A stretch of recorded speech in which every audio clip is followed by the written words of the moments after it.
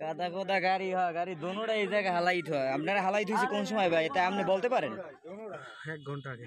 1 ঘন্টা আগে। আপনারা হুশা ছিল তখন? হুশা ছিল। রিমোটটা নিলে আপনি খুলতে পারবেন ভাই? ভাই ওই রিমোটটাতে খোলে না, ওইটা ফরেনের রিমোট।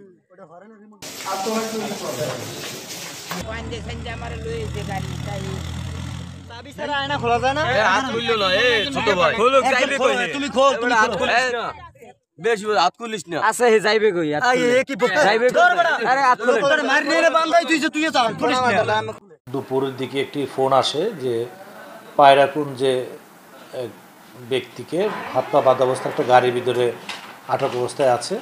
এই সংবাদের ভিত্তিতে সদর থানা পুলিশ ঘটনাস্থলে যায়, গিয়ে সোহাগ নামক এক ব্যক্তিকে ঘটনাস্থলে হাত পা বাঁধা অবস্থায় একটা গাড়ির ভিতর থেকে উদ্ধার করে। পরবর্তীতে জানতে পারি তার সে নারায়ণগঞ্জে নিতাইগঞ্জের একজন ব্যবসায়ী, তাকে কেউ বা কাহারা অপহরণ করে এখানে নিয়ে এসেছে।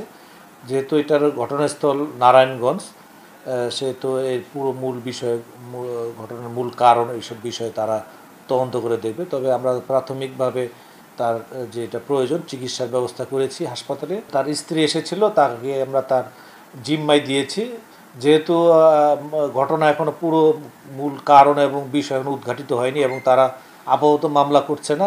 আর ঘটনাস্থল যেহেতু নারায়ণগঞ্জে, মামলা যদি হয় সেটা নারায়ণগঞ্জে হবে। আমরা এখানে শুধু